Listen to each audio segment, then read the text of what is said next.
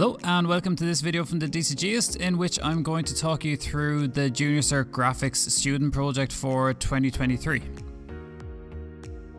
So first up, let's look at the brief that came out for the project in 2023. We start off with the geometry of food packaging is often influenced by the food product and how it is transported, stored and accessed. So just the important thing there is that it's going to be the geometry of food packaging, okay, and influenced by how it's going to be transported, stored and accessed. And then it says to carry out a graphical investigation of an item of recyclable food packaging. Recycling will be important there. Your investigation should include an analysis of physical form, shape, underlying geometry, proportion, color, and material. So it's telling us there very clearly what it wants us to look at. So it's talking about physical form, shape, underlying geometry, proportion, color, and materials, as well as how the packaging is stored, accessed, and transported. So we're going to need to make sure that we talk about those in our project. So along with our brief then, we're also given the official requirements that we need for it to put on each one of the two sheets in the project. This year there isn't a third sheet, it's just the two. So we'll just look at those in this video. On the first sheet, we're going to have the selection and investigation of a chosen object. This year's one is going to be packaging. Okay, so your chosen object will be a package. And it tells us then to communicate the investigation of your chosen object using rendered freehand sketches and annotations. The big thing in this first page is all about communicating. So communicating is what this page is all about, and then you're doing the investigation with that, but it's really about communicating what you do in your investigation, okay? And what they say is that they want rendered freehand sketches and annotations. So they're being very clear about how they want you to communicate, okay? So they want you to communicate using your rendered freehand sketches and annotations, and it's telling you that from the offset. Your presentation then should include an exploration of the shape, form, geometry, and proportion of your chosen objects. Again, it's being very clear there about what it wants. And you should have 2D and 3D rendered freehand sketches. So it wants both 2D and 3D, okay? So we have to make sure that we cater for that when we're doing our project. Then in the presentation, it says to use appropriate freehand sketching to communicate the main features of your chosen object. So again, there it's talking about communication again, okay? And it's talking about the appropriate use. And when they're talking about the appropriate use of freehand sketching, it's talking about using the right type of sketching and the right type of sketches to communicate effectively. So sometimes one sketch will be better than other in terms of it could be an isometric sketch versus a two-dimensional sketch. And depending on the concept that you're trying to talk about, you would use one over the other. Then on the second page, so in sheet 2, that one is our measured drawing, so our working drawing. So this will be done with a T-square and a set square. But what we want to do is we want to produce an appropriately detailed 2D drawing of your chosen object. Your drawing should include elevation plan and end elevations and your main dimensions. So it's telling you there again exactly what it wants. Okay, it wants an elevation, it wants a plan, and it wants an end elevation, at least one. You might put in your two end elevations if you have a particularly complicated type of packaging that you're looking at, and it wants the main dimensions. Then with your presentation, it's looking for accuracy, your drafting, and the layout of the drawing sheet containing the main features of the chosen object. So it's just basically telling you there that it's the layout of a drawing sheet, so your normal drawing sheets, and it wants the main features of your chosen object. And really, again, what it's asking for there is it's looking for your elevation, your plan, and your end elevations to show those main details. And then finally, our last bit of overall detail that we have is that we have the marking scheme. So sheet 1 again, the selection and investigation of your chosen artifact. We have 40 marks overall. 20 of those marks are going for the 2D and the 3D freehand sketches and annotations. 12 of those marks are going for your awareness of your geometry, and then 8 are going for the presentation. Now, just to be aware of that, what they're saying there is that your 2D and 3D sketches and annotations, that's the quality of those sketches and of the sketches that you've chosen. And then the awareness of the geometry then is what those sketches are trying to communicate, okay? So the sketches are communicating the awareness of your geometry. And what you'll see then with it is that within each one of those is split down into 3. So within your 20 marks, you have fair, good, and excellent. So whoever is correcting it will look at your sketches and decide which one of those it is. And then within that then, is it on the high end of excellent or the low end of excellent? and work in your marks in there. Now there's a bit more detail to it than that, but overall that's what they're looking to do. The same then is true then for the awareness of geometry. So you have your fair, your good, and your excellent. Then on your second page, again, it's worth 40 marks. So the 2 pages are worth the same amount of marks. You're going to have your appropriate detail 2D orthographic drawing is worth 20 marks. So that's going up for that one. Then you have your main dimensions and appropriate 2D conventions is going to be 12 marks. And then your presentation, once again, is 8 marks. So we're always working with our 8 marks for our presentation. And it goes again, fair, good, and excellent within each area. Okay, so we have our appropriate detailed orthographic views. The person correcting will look and see, okay, well, is it fair, is it good, or is it an excellent project in that regard? And then within that, then you'll be working within those boundaries of marks. So we want to make sure that we're always looking in all of the things that we do to get into that excellent scale, and hopefully get up to as high a marks as we possibly can. Now that we've looked at our general stuff to do with the project, let's look specifically at the 2 sheets that we're going to have. So the real question that everybody has is, what do I need to put on sheet 1 and what do I need to put on sheet 2? So let's start off and we'll look in detail at sheet 1. So within the 3 areas where the marks are going, so our 2D and 3D freehand sketches, which is our 20 marks, our awareness of geometry, which is 12, and our presentation, we then have subheadings that we need to look at within these. So with your sketching and your annotation, you want it to be mainly sketches and annotation, okay? Clearly, because that's what the title of the page is. Within those, we want to make sure that we look at proportion. We want to make sure that we have 2D and 3D sketches and that they're rendered. Okay, we need to make sure that we have that rendering. We need to make sure it's 2D and 3D and that they're well proportioned. And what we have to make sure is that they're the original sketches that you hand up. You're not going to be scanning them and putting them into presentations or anything like that. These are going to be the original drawings that you're going to hand up with your project. You want to make sure that you clearly label your primary and your secondary research. Okay, so making sure that the person knows that this is primary research, this is secondary research. Again, just to make sure that they're able to give you the marks for both. And then any photograph or image that you use, you must annotate it. I wouldn't recommend putting in any images, secondary images that you found, secondary researched images that you find online. If you want to put photographs in that you've used yourself, you can, but I'd maybe limit it to 1. And it should really be photographed that you take yourself. Then in the awareness of geometry, you must talk about the shape and the form. So shape is the 2-dimensional views or shapes that you would see of in your object. So it might be squares and circles and polygons. Maybe transformation geometry might be part of that. And then your form is anything 3-dimensional that are written. So cylinders, cones, cuboids, those kind of things. And then within your geometry, then what you want to talk about is that you want to talk about mainly principles and use a lot of vocabulary from your book or from the subject. We want to be very specific with our vocabulary. Okay, we want to use as many key terms as possible.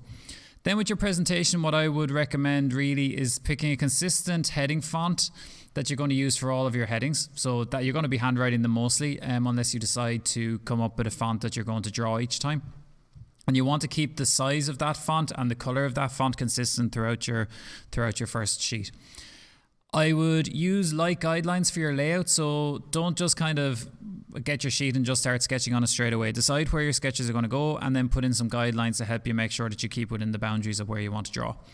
Color code your primary and secondary research. I'll talk about that a bit later on in this video.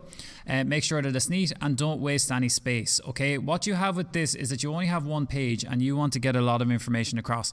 So the last thing you want is to hand up this page with lots of white space in it, because then you just haven't used all of the space that you've been provided with. Okay, so make sure that you're filling it up with information so that you can get as many marks as possible for the information that you have.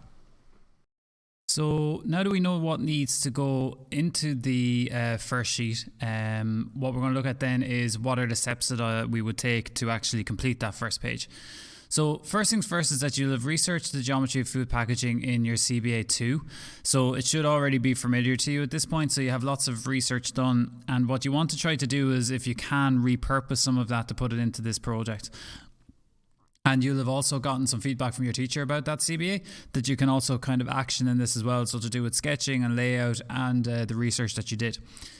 First thing you would do then is choose a single specific food package to analyze, so not a family of food packaging. So choose just one package. So if you were looking at something like tins, don't just choose tins in general. Choose a tin of beans or a tin of peas or soup or something specific, so that you can then also analyze the label for if there's any shapes that are in that. Then look through your book once you've chosen it in a lot of detail, and this every single piece of geometry or geometric concepts that you find for your package. At this point, you don't really want to kind of choose which is better or which is worse. You just want to find every piece of geometry. It'll be later down the road when you actually choose which ones of those you'll put into your project. So just list everything that you can find from page 1 all the way through to the end. Then look back at your CBA 2 and note the research and analysis that relates to how your package is transported, stored and accessed. So you might have looked at that in your CBA 2, and if you did, make sure you take note of that and either write it down again or just make sure you have your CBA nearby. And then your package's underlying geometry, so including your physical form and shape, proportion, color and material. So have you spoken about those in your CBA 2 that you can now use in your project, because you already have that work done already, and we want to use as much work that we've already done as possible. Then after you have everything kind of written out kind of roughly, then you're going to make some decisions about what you found when you were looking through your textbook and looking at your CBA 2. So the first thing you're going to do is you're going to choose 4 to 5 main geometric concepts. So these are going to end up being your core sketches, so the kind of larger sketches that go on your sheet. Then the rest of the geometry that you find, you're going to put those in secondary sketches. So those are going to be smaller sketches that kind of go around your core sketches. Okay, it's a good way of thinking about it when you're laying it out.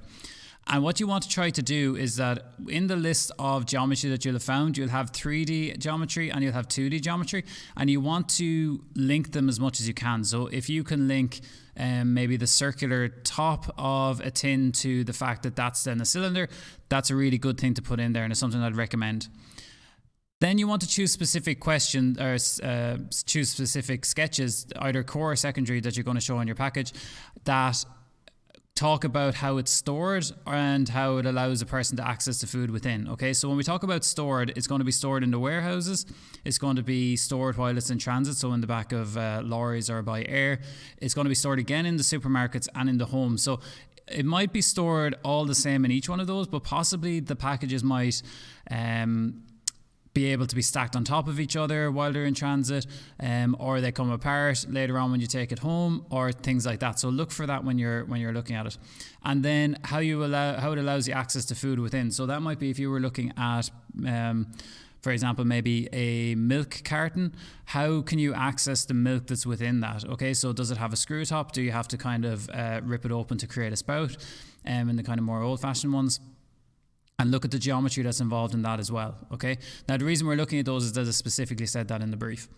Then your annotation, you want to make sure that you include some reference to the proportions of your packaging, the color of it, and the recyclable materials that it's made out of, because again the recyclable materials was mentioned in the brief itself. Okay. Once you have a list of your sketches, the core and the secondary ones, and the annotation, what you want to do then is figure out what the relative sizes are. So generally your core sketches are going to be a little bit bigger, and then your secondary sketches are going to be smaller around that, along with the annotation with that. So you'll probably end up having the annotation and the smaller sketches kind of interwoven between each other, but we want to make sure that it's clear which is which. So the next stage after then planning your sketches and annotation and the sizes that are going to be on the sheets, then it's all about actually doing the sketches and doing the annotation. So first thing with your sketching, what you're really trying to do is that you're trying to communicate as much as possible, as simply as possible. So really you want your sketches to give as much information as you can possibly give without making it overly complicated or overly artistic. This isn't an art class, it's a communication class. But what we want is that we want to make sure that we have some rendering and that kind of stuff in it, but not anything too complicated. You must use your original sketches, so not scanned. You can't scan these sketches. You need to hand up the originals.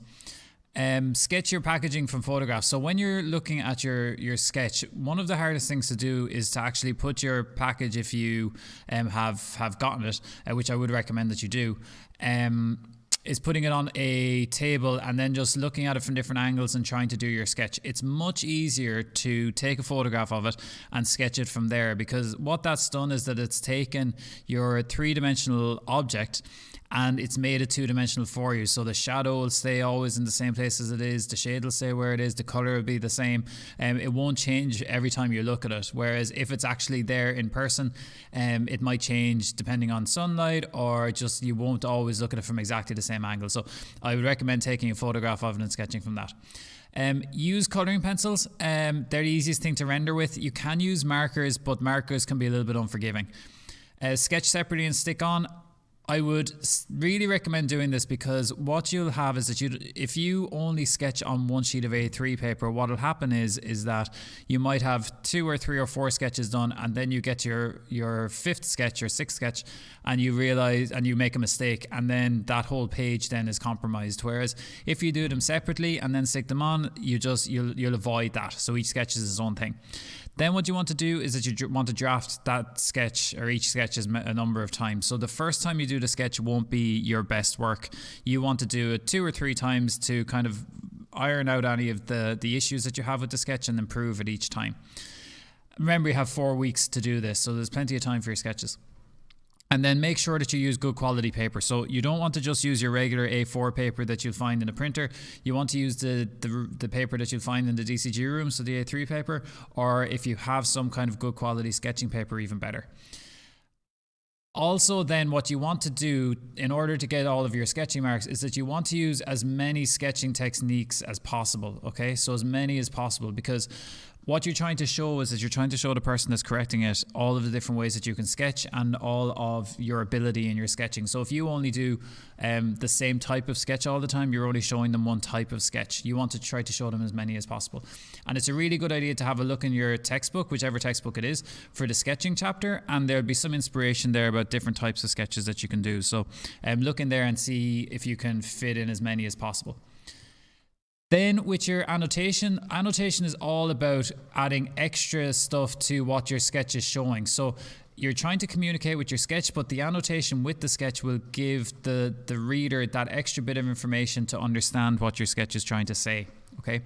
What you want to be with your annotation is you want to be clear and concise. So don't use any extra words. We're not looking for paragraphs of text here. We're looking for sentences, even a couple of words in some cases, just to get the point across, no more than that. Use many subject-specific vocabulary as possible. So you want to use words that are subject-specific. We don't want too many kind of big words that aren't part of graphics. We want to have, things like transformations, things like axisymmetry, central symmetries, cylinders, all of the subject-specific vocabulary. You want to get as much of that on the page as you can possibly get in, okay, just to show that you know the stuff. Do all of your annotation handwritten in upper and lower case. A thing I always get asked is, can I type it out and print it and stick it onto the page? Yes, you can. But when it comes to your presentation, it always looks better if you do it handwritten. And just if you're kind of unsure about your handwriting, just take your time with it. Don't do joined writing. Try to keep it just normal writing like I have here on this slide, and just take your time with it. Okay, it always ends up looking better in the end. Annotation should always be very close to your sketch and accompanied by an arrow. So always put an arrow so that the person knows where you're looking at when you're doing your annotation, but also make sure that you're not too far away. You don't want to be using that arrow and going around things to get to what you're looking at. You want that arrow to be short, you want it to be close, but you want it to be specific. And then make sure that you put your research into your annotation and reference it. So any research that you do, try to fit it into annotation. Try not to have it as paragraphs. Try to keep it as annotations to sketches that you have. It just looks much better, and it shows that you're connecting your sketches to your annotation. And then reference it. Okay, so I'm going to talk about how to reference it later in the video, but make sure that you're trying to fit that research into the annotation rather than putting in paragraphs of text if you can avoid it. Once you've put your research then into your annotation, you want to reference it. Now, you'll see here that I have a few different examples of what you will be doing for your references. What I would definitely say is use the bubble referencing system to do it, because you don't want to end up having references in terms of text on your sheet one. Okay, we want to keep it kind of separate. So if you put in your dots, it's very easy to do that. So those dots you could put in with marker or coloring pencil, and you could have whatever color fits in with your layout in your presentation. One of the other things people ask is it not a bit complicated to put in a bibliography? So with a reference, an actual full proper reference for any research that you find.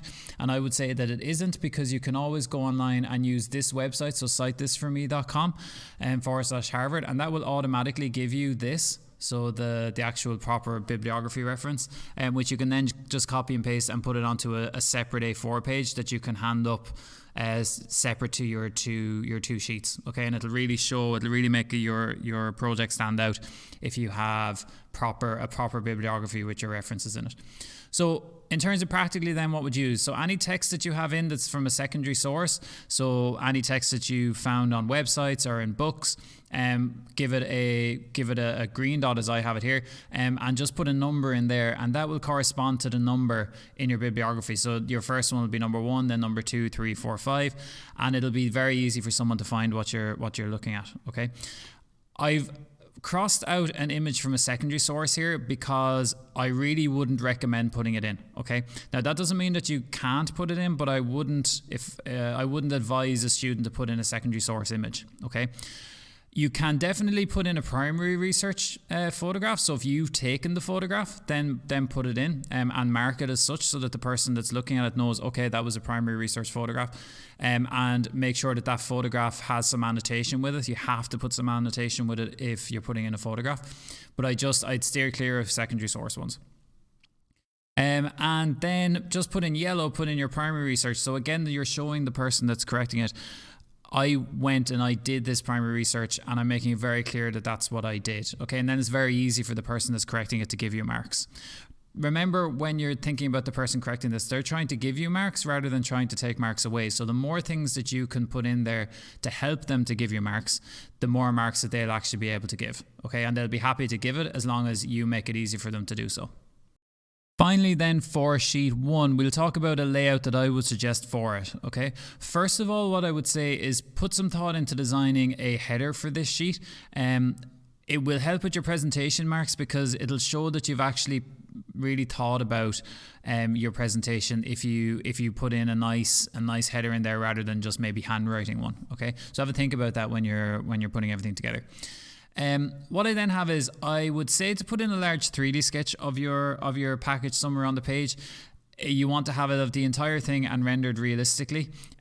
You will want to put some annotation out of that, because we want every sketch to have some annotation, but the main purpose of that sketch is to show off, okay, I can do a big 3D sketch that's realistically rendered, and I'm showing the person that's correcting that I'm capable of that. Then you'll have your core sketches around it. I've put in 5 here. You might have 4, you might have 6, just depending on what you think is relevant and important. But around those core sketches, then you have the small sketches in the annotation. So I haven't been too specific with that, but what you have is that those small sketches, or secondary sketches that I was talking about earlier, they'll go around your core sketches, close to it, and be kind of interspersed with your annotation. So it all kind of comes around your core, but it's either going to be small sketches or annotation. Okay, and depending then on how much annotation you have for each one of your core sketches, you could lay these out slightly differently depending on what suits your page. But that idea of having a core sketch with small sketches and annotation around it, I would highly recommend putting that in like that. Okay, so that is page 1 looked at. Now we're going to have a look at page 2. Now page 2 is altogether more straightforward, because it is much more specific what they're looking for, and there's not quite as much to put in here.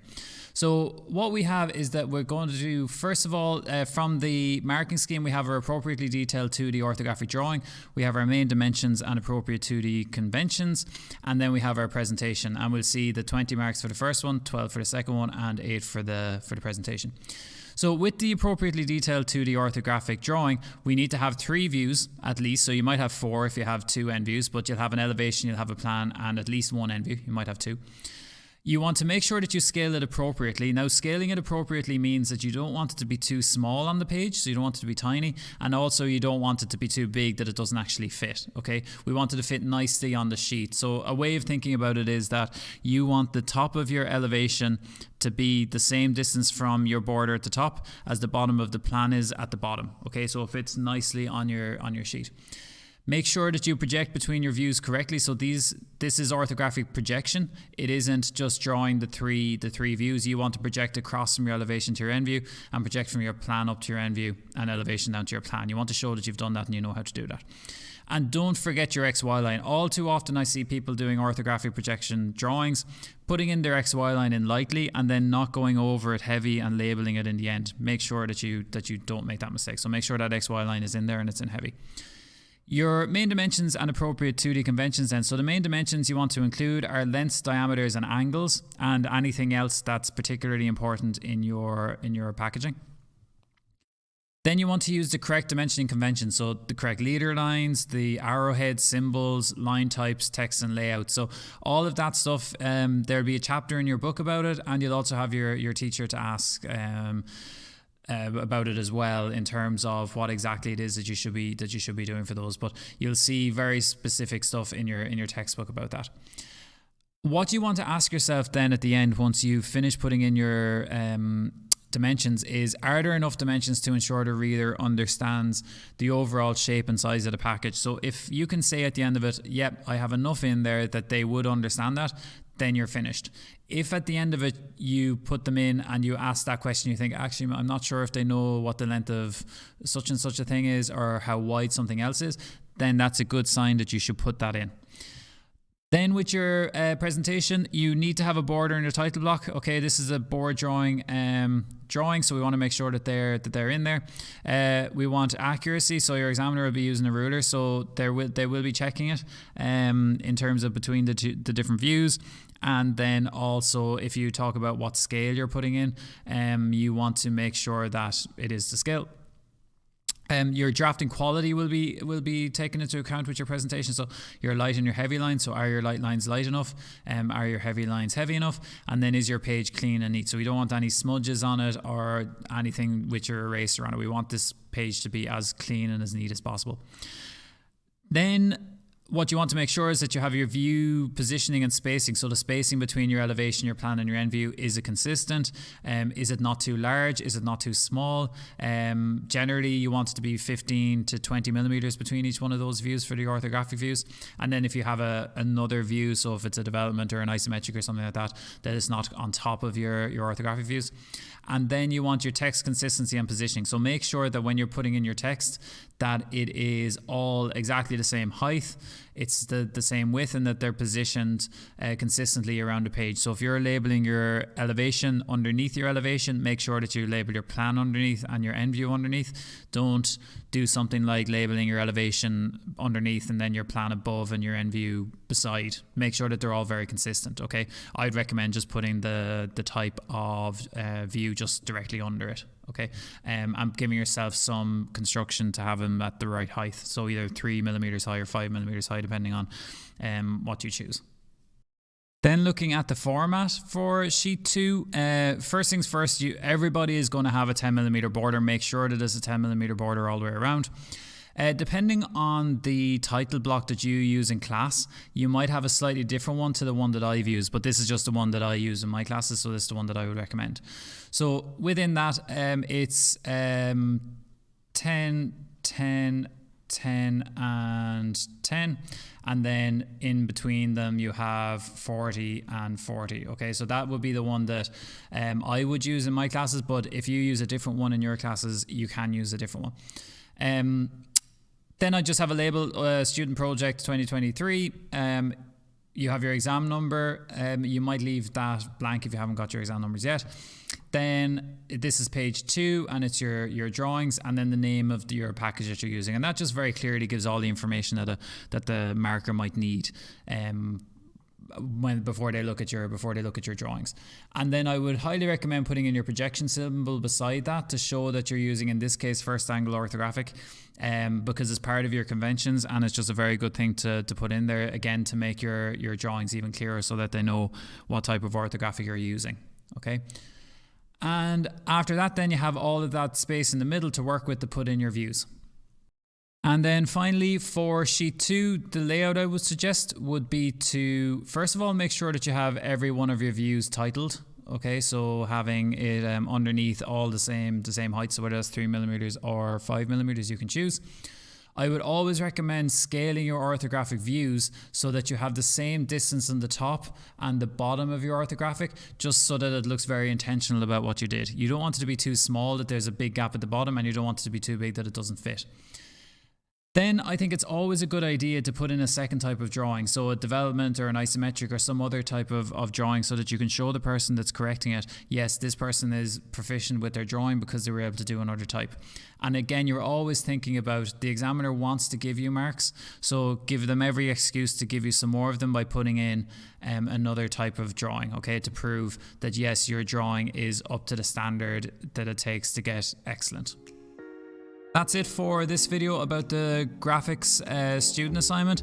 If you enjoyed it, please give it a like, and if you're new here, subscribe so that you can see any new videos that I have in the future. Thanks for watching, and I'll see you in the next one.